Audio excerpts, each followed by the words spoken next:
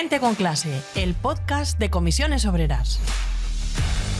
Todas las personas en algún momento de nuestra vida somos dependientes, seremos dependientes, fuimos dependientes.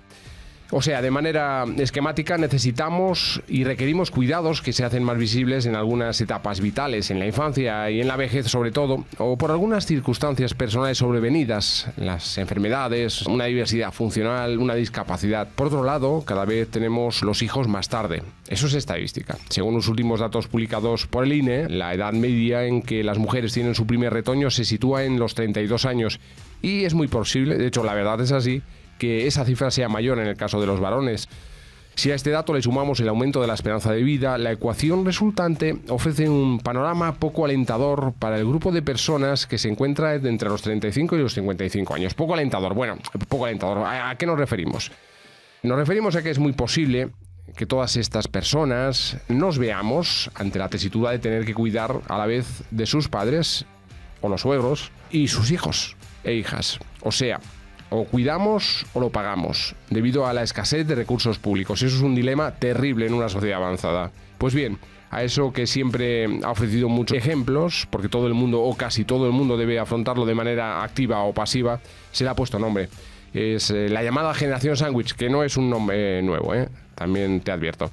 Fue la trabajadora social Dorothy Miller, en un artículo publicado en 1981 y ha llovido, quien acuñó este término que ha acabado haciendo fortuna, aunque con el paso de los años el concepto ha ido evolucionando a medida que lo hacía la misma sociedad. Cuando Miller habló por primera vez de la generación sándwich, hace ya algo más de 35 años, lo hizo para describir a las mujeres de entre 30 y 40 años que se encontraban atrapadas, como pueden estar casi las lonchas de jamón y queso en un sándwich, ¿no?, entre la atención de sus hijos y sus padres ya mayores. Pues bien, la progresiva incursión de la mujer en el mercado de trabajo, como debe ser, entre otros aspectos, ha hecho que hoy en día la figura femenina no sea la única que quede circunscrita en el concepto de generación sándwich, sino que ahora afecta a ambos sexos, quedando la carga algo más repartida.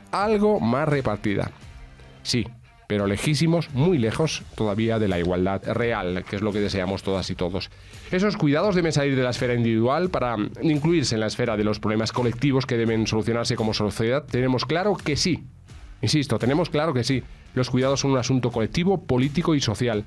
Algo de tanta relevancia no puede dejarse como un asunto privado al margen del sistema, según los medios de los que disponga cada familia. A nivel general, todas y todos, la ciudadanía en general, debemos exigir una mayor inversión en cuidados para la igualdad de género, ya que se trata de un sector infravalorado, feminizado, con bajos salarios y en general precarizado, donde las mujeres siguen asumiendo más de las 3/4 partes de los cuidados no remunerados, siendo uno de los principales obstáculos de las trayectorias laborales femeninas y de la brecha salarial y de pensiones que sufren ellas. Hablamos de un condicionante que sigue operando para que la mitad de la población esté, vamos a hablar en plata, mucho más jorobada que la otra mitad. ¿De qué hablamos? Pues, en fin, para muchas personas hablamos de un lenguaje ignoto, casi como si fuera de Plutón, pero estas cosas son así. Decimos que deben establecerse mediante el diálogo social las medidas necesarias para derribar esta barrera estructural que adjudica el cuidado familiar a las mujeres casi en exclusiva. Abordar las brechas de género en el trabajo asalariado requiere ampliar la visión y establecer diagnósticos con perspectiva de género, y en eso estamos.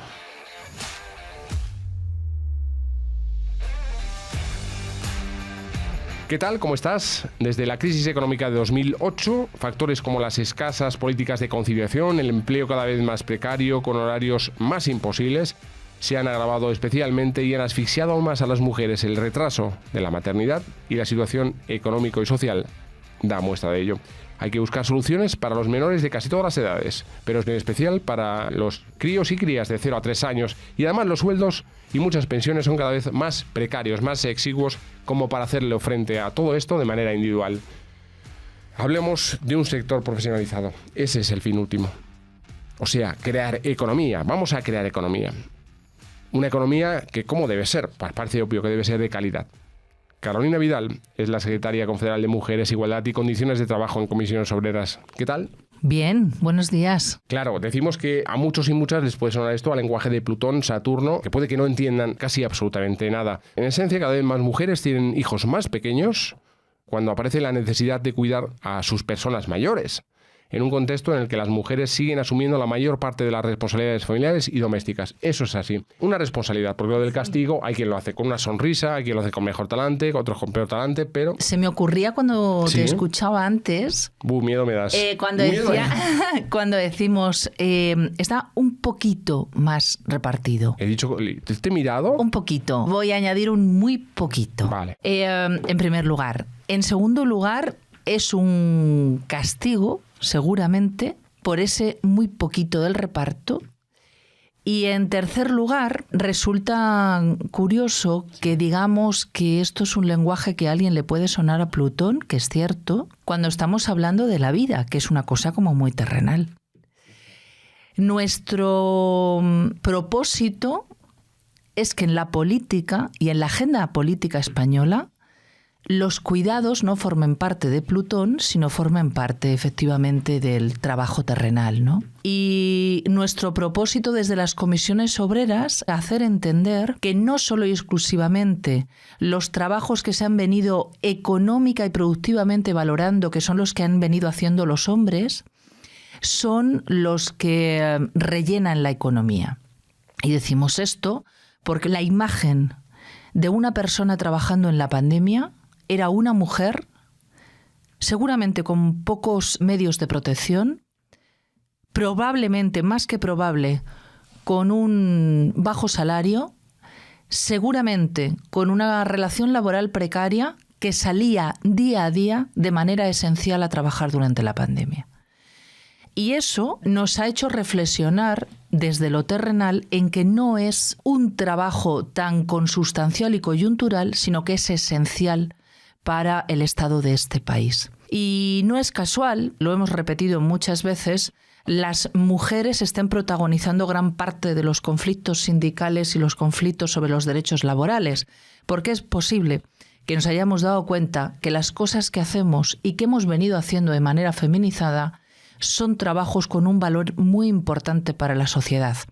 A mí siempre, si reflexionamos sobre por qué hemos cuidado, seguramente cualquier sociólogo o socióloga o cualquier persona historiadora sabe que se proviene evidentemente de una división sexual del trabajo porque alguien entendió con una concepción seguramente judio-cristiana de la vida que las mujeres teníamos un gen, que siempre lo digo, que nos hacía cuidar mucho mejor, cocinar mucho mejor y como parece una cosa innata, parece que no requiere cualificación y por eso son trabajos que se valoran poco. Y por eso se ha valorado poco también económica y laboralmente los trabajos de cuidar que hemos venido haciendo las mujeres. Por eso me agrada escucharte esa palabra, hay que profesionalizar, y los trabajos que no se profesionalizan, el Estado social tiene que cuidar de ellos, y eso es cuidar de la vida y cuidar de la sociedad. Pues está hecho el podcast. Cerramos y tiramos la llave al mar. Podemos seguir, ¿eh? No, digo porque en una respuesta has condensado buena parte, Carolina, de las cuestiones que queríamos afrontar en este programa de gente con clase. Estamos hablando de un problema que tiene una esfera pública y privada, evidente, ¿no? Lo que se hace intrafamilia y lo que se hace fuera de la familia y en toda la sociedad. Como sociedad, de manera colectiva, tenemos un futuro bastante poco halagüeño si no le ponemos soluciones. Es decir, sueldos, salarios que son bajos y que tienen que ir a más, porque si no, no hacemos frente a lo que nos exige la vida, y pensiones que son bajas también todavía, aunque está recuperando el poder de compra, ¿no? En esa tesitura, ¿cómo afrontan las familias en lo privado los problemas a la que nos va a someter la pirámide de población? ¿Y cómo solventa el Estado a nivel colectivo ese mismo problema con esa escasez de recursos? La gran respuesta está ahí, ¿no? Bueno, yo creo que cuando hablamos de la palabra cuidar tenemos que diferenciar, como todo lo que tiene relación con el Estado, la perspectiva individual y la perspectiva colectiva, ¿no? Desde lo colectivo, evidentemente, el Estado tiene que proporcionar las garantías y el derecho efectivamente a ser cuidado o a ser cuidada, y además tiene que hacerlo con perspectiva de género. ¿Por qué? Porque si no, quienes terminamos supliendo esa función que reclamamos a las políticas públicas son las mujeres y cargan en sus espaldas, evidentemente, con cuidar de las personas dependientes, cuidar de los hijos e hijas y cuidar, evidentemente, de las personas mayores. De hecho, recordaba cuando hacía referencia a la generación sándwich a la cantidad de las denominadas, que a mí me repele el término, de mujeres inactivas, que llaman a ese término de mujeres que no están en las listas de trabajo, que no están en las listas de personas asalariadas, que tampoco aparecen como personas desempleadas, no porque no quieran, sino porque han abandonado su carrera profesional para cuidar. Y es un trabajo que no somos capaces colectivamente de saber cuánto aportan al Estado, eso cuánto aportan a la sociedad. Al PIB, ¿no? No se cuantifica y a esas las llamamos mujeres inactivas porque no tenemos ninguna lista. Lo que sí sabemos es que cuando las mujeres tienen más de 2 hijos y cuando las mujeres tienen hijos e hijas más tardíamente, como decías, más probabilidades hay de que abandonen su carrera profesional. De hecho, el número de mujeres inactivas, que es difícil de medir porque, como digo, no aparecen en ningún sitio, se incrementa exponencialmente cuando tienen más de 2 hijos y cuando tienen hijos más tardíamente. ¿Por qué? Probablemente porque la carga de cuidar de los hijos y de los mayores o de los dependientes ya es absolutamente inasumible, ¿no? ¿Qué necesitamos? Necesitamos políticas públicas, necesitamos, evidentemente, un reparto de las cargas de los cuidados. Necesitamos asumir que tenemos derecho a ser cuidados y cuidadas, pero también tenemos derecho a no cuidar. Y en ese derecho a no cuidar, evidentemente, hay por otro lado un derecho de la persona, vamos a llamar usuaria, que tiene derecho a que el Estado le cuide. Eso es.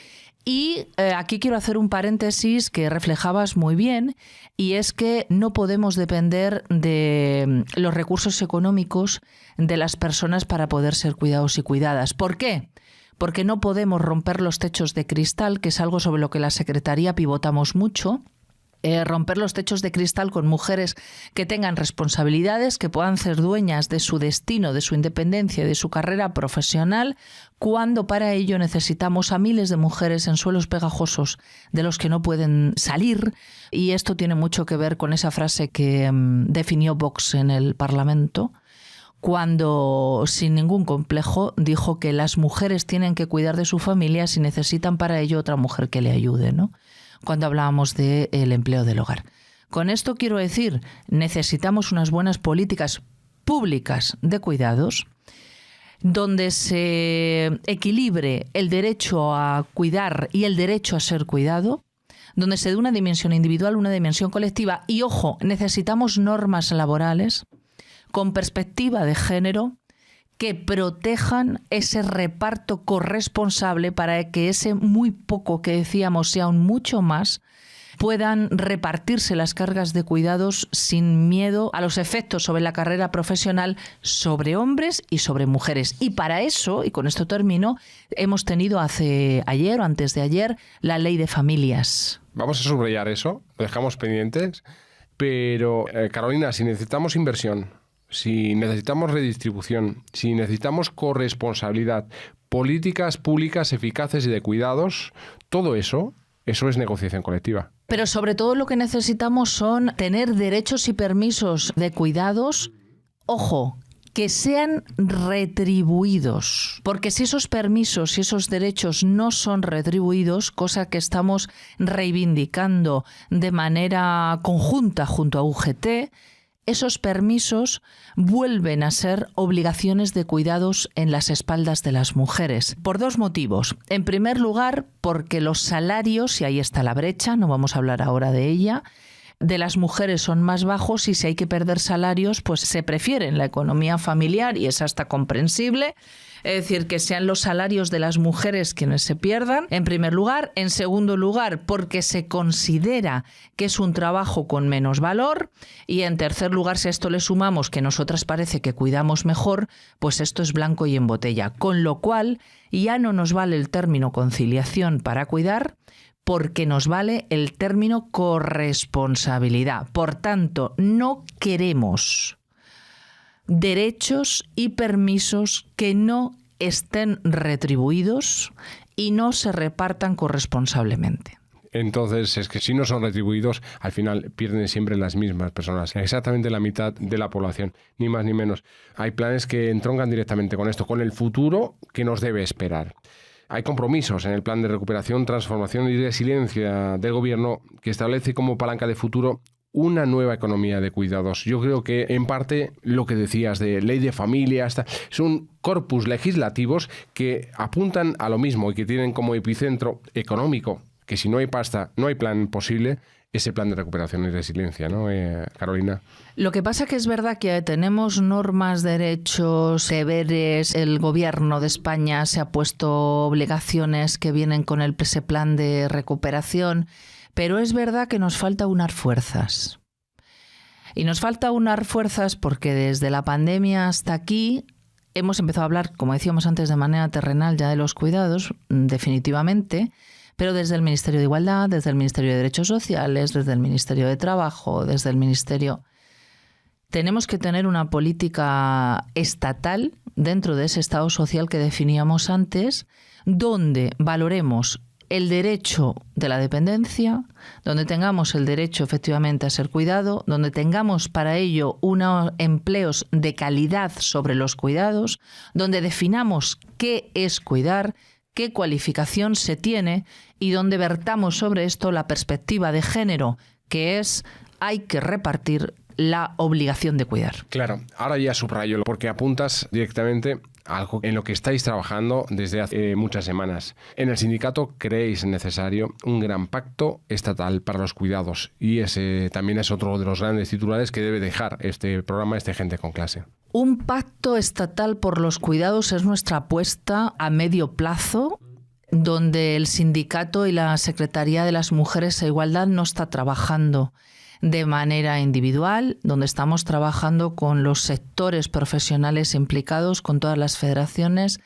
con otras secretarías también y responsabilidades confederales que empezaremos a trabajar precisamente para dar una respuesta uniforme, única y donde efectivamente sea esto un pacto estatal, donde haya una financiación, acorde a la enorme responsabilidad de futuro, que conserve todos los principios que tiene la Estrategia Europea de Cuidados, que conserve todos los mandatos de la OIT y donde efectivamente tengamos muy en cuenta las condiciones laborales de las personas que cuidan, donde tengamos muy en cuenta esos derechos colectivos y derechos individuales sobre los cuidados y donde tengamos también atravesada la cantidad de incidencias que sobre cualquier aspecto en la relación laboral que pensemos tiene la carga sobreexcesiva de cuidar que se ha impuesto históricamente a las mujeres.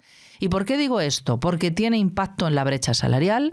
Gran parte de las mujeres que tienen tiempo parcial lo tienen sin desearla, pero tienen tiempo parcial porque se utiliza como fórmula de conciliación para cuidar. Y ojo a esto, hay que abrir un paréntesis, hacer autocrítica y decir que legalmente no hemos sido capaces de tener una legislación laboral que entronque bien con la necesidad de cuidar, que sea posible una conciliación corresponsable, pero ojo, que desde la negociación colectiva nos toca también hacer un trabajo de campo que estamos empezando. Nos toca convencer y atraer a las patronales para decirles que cuidar es una apuesta de futuro para toda la sociedad, en ese derecho colectivo que tenemos que poner sobre la marcha. Además, la OIT dice que si los cuidados en este país salieran de la oscura invisibilidad de las casas y de los domicilios, se crearían 1 millón de puestos de trabajo en España. 1 millón de puestos de trabajo. Por tanto, este pacto estatal tiene que llevarnos también a que la incidencia de los cuidados en las condiciones laborales, desde la brecha salarial, como decíamos, hasta la promoción profesional, no se ve afectada. Y para eso, sin ninguna duda, necesitamos el paraguas o el amparo de las políticas públicas. Y la idea que tenemos es proponer ese gran pacto a los partidos políticos para sus programas electorales. Lo que pasa es que ahí hay un problema. Hay varios. Claro. Uno fundamental, partiendo desde el principio, yo creo, Carolina, es el diagnóstico. Saber dónde estamos, aparte de dónde queremos ir. Es decir, cómo están ahora mismo los sistemas públicos en todo el Estado.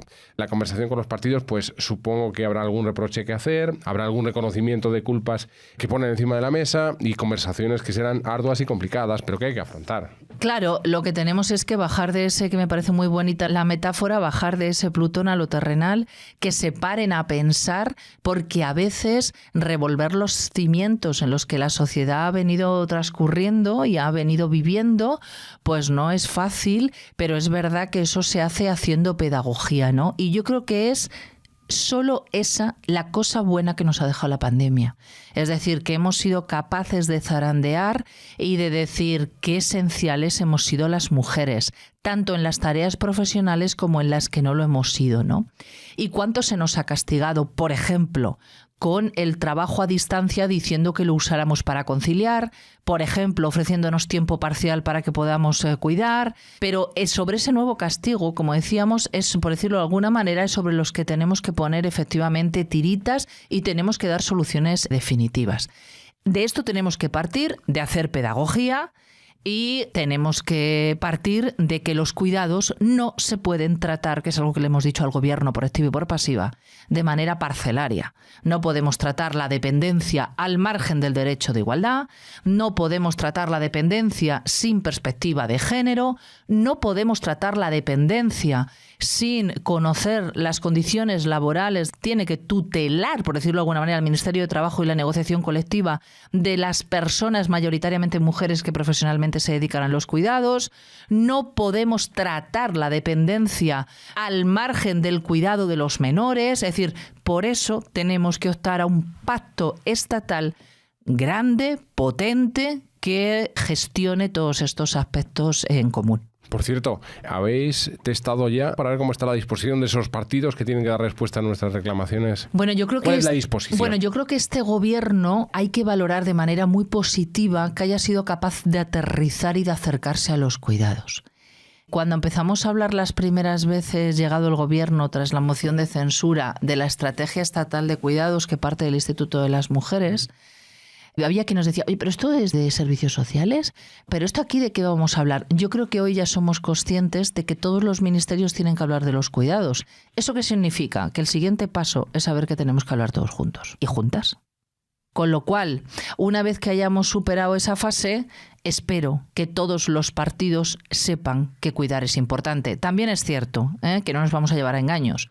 Cuando hay alguien que dice las mujeres tienen que cuidar de sus familias y necesitan otra mujer que les ayude, hay un componente de clase potentísimo, pero además de eso hay un componente de discriminación para las mujeres que las empuja a la histórica separación del mundo del trabajo en los cuidados y en las profesiones feminizadas, sobre los que nos va a resultar difícil. Pero vamos a seguir. Vamos a parar un momento, cogemos un avión y seguimos.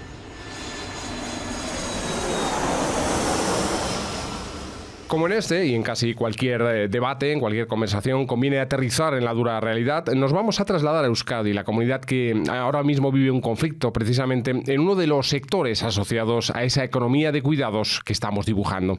Las auxiliares de ayuda a domicilio de Vizcaya ya han vivido la primera de las jornadas de huelga del sector con un seguimiento del 92%. Alicia Garaña es allí responsable en el sector en Comisiones Obreras. ¿Qué tal, Alicia? Hola, buenos días a todas y a todos. Muy buenos días. Decíamos que ya tenéis experiencia en esta oleada de movilizaciones junto a UGT y ha sido un éxito. Ha sido secundada por una amplia mayoría del sector. ¿Cómo lo habéis vivido? Pues en principio con alegría porque ha sido muy participativa.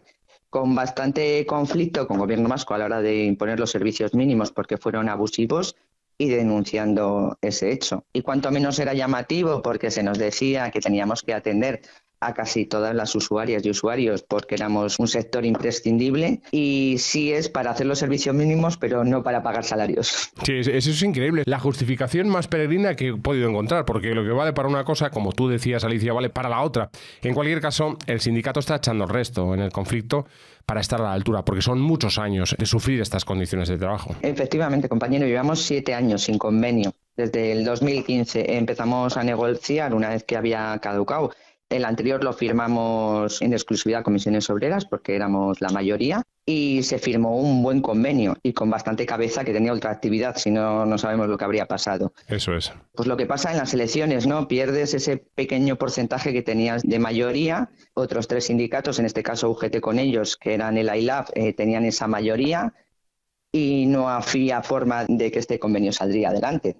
Cuando ya UGT decidió que lo que tenía que ser y que la propuesta de comisiones, la plataforma era mucho mejor que la que tenían ellos en principio, es cuando se unen a nosotras y es cuando ya volvemos a tener la mayoría y volvemos a retomar el conflicto. Claro, llevamos un buen rato hablando de la economía de cuidados. Una economía de cuidados que ha quedado claro, los poderes públicos no pueden permanecer al margen, tienen que ser los primeros que velen por un sector profesionalizado, por un sector con unas condiciones dignas de trabajo. Pero claro, ¿dónde está la responsabilidad de las administraciones en este dibujo de la nueva economía de los cuidados? Porque las licitaciones se hacen como se hacen. ¿Ese dinero dónde va? ¿Qué está pasando, Alicia? Porque los ayuntamientos, por ejemplo, reciben una pasta que se traslada a la iniciativa privada y que no se traslada de la iniciativa privada a los salarios, a las condiciones de trabajo. Pues efectivamente, la forma de funcionar aquí, lo que es quien en principio suelta el dinero, ¿no? La partida presupuestaria es la Diputación y se la entrega a los ayuntamientos. Los ayuntamientos desde el 2015 hasta el 2022, por la presión que hacíamos desde Comisiones Obreras, que era ir a los ayuntamientos, hablar con las concejalas y los concejales sobre la ayuda a domicilio e intentando además que incrementaran esas partidas presupuestarias y que así lo hicieron, porque se han incrementado entre 5 y 6 euros por hora. Hemos visto que lo único que ha hecho ha sido engordar las arcas de las patronales, para nada repercutido en salario para las trabajadoras. Así se lo hemos hecho ver a los ayuntamientos, porque además entendemos que es con los impuestos de la ciudadanía, hasta con nuestros propios impuestos, ¿no? El de las trabajadoras, y que tenía que repercutir en el colectivo. Y lo que hacen es encogerse de hombros y decir, bueno, oye, yo es que lo he sacado a una empresa privada y ella es la que lo tiene que gestionar. Con lo cual nosotras entendemos que sí es verdad que lo gestiona una empresa privada, pero que responsables subsidiarios en el fondo son los propios ayuntamientos. No, hombre, Alicia, es que uno no puede adjudicar y desentenderse. Quiero decir, tiene que velar por el servicio desde esa adjudicación hasta que se traslada a la ciudadanía, hasta que efectivamente ese servicio se lleva a efecto, se está trabajando en la casa de las personas dependientes. Yo creo que se está jugando con eso, con los impuestos de la gente, con la vida de la gente y con una población, con una sociedad que algún día todos nosotros y nosotras seremos dependientes también. Quería llamar la atención. ¿Qué sociedad queremos, Carolina? Porque entronca directamente este conflicto con la intención de futuro respecto a esa pregunta. ¿Qué sociedad queremos, no? Bueno, buenos días. Saludar a Alicia con todo cariño desde estos micrófonos. Daros las gracias a quienes estáis aquí acompañándonos y desde luego mandar un mensaje no solamente de ánimo, sino de reconocimiento a Alicia y a sus compañeras, ¿no? Porque es verdad que hay que llamar la atención sobre los más potentes conflictos sindicales que tenemos abiertos en este momento. En el mundo del trabajo están protagonizados por mujeres en sectores claramente feminizados, como el de Alicia. Creo que el sector de los cuidados y de la ayuda a domicilio de Euskadi ha protagonizado y ha hecho visible una de los grandes retos que tenemos para los próximos años, y es valorar los trabajos de cuidados que mayoritariamente hemos venido haciendo las mujeres. ¿Qué sociedad queremos? Queremos una sociedad donde se haga efectivo el Estado social y democrático de derecho. Y el Estado social significa, y una de sus condicionantes debe ser cuidar de la vida. El Estado social no deben ser palabras, ni el democrático ni el de derecho, palabras vacías, una bolsa que llevamos llena de aire, sino una bolsa donde vertamos todas las necesidades que van abriéndose para los ciudadanos a medida que la vida avanza y las sociedades se reconstruyen. Y después de la pandemia nos ha quedado claro que queremos un futuro con un Estado social en los que cuidar de la vida, cuidar de las personas, el derecho a ser cuidado, el derecho a no querer cuidar y el derecho a que el Estado nos proteja debe ser una de las pautas de los servicios sociales, del derecho a la igualdad y del derecho al trabajo del próximo tiempo. Alicia, creo que queda muy claro que sois esenciales, habéis sido esenciales y para el futuro lo seréis esenciales. Creo que vuestra reclamación está más que justificada. Por supuesto, porque además durante la pandemia yo creo que fuimos uno de los sectores más afectados, uno de los sectores que salió a trabajar sin medidas de protección, uno de los sectores que desde comisiones nos hacíamos nosotras mismas nuestras propias pantallas, nuestras propias protecciones, porque no había forma de localizarlas en ninguna empresa y ninguna de las compañeras dejó de asistir a su puesto de trabajo. Con lo cual, luego sí es verdad que desde los ayuntamientos se nos reconoció, pero no vale solo con que me des una palmadita en la espalda. Quiero que se me reconozca firmándome un convenio como hay que firmar. Por supuesto. Pues muchas gracias a todas, a todos, porque vamos cerrando ya, gente con clase, con el convencimiento de que hay elementos en la vida comunitaria que deben pesar para que el futuro decida por nosotros en los próximos años si es la nuestra una civilización viable o no lo es. Nos referimos a la conservación de los necesarios ecosistemas, al equilibrio de la economía y la vida de las personas, pero también elementos como los cuidados, los que han protagonizado este gente con clase y que casi trazarán una línea entre las vidas que merecen ser vividas y otras que no lo serán tanto. Cuídate mucho. Hoy lo decimos más alto y más claro que nunca.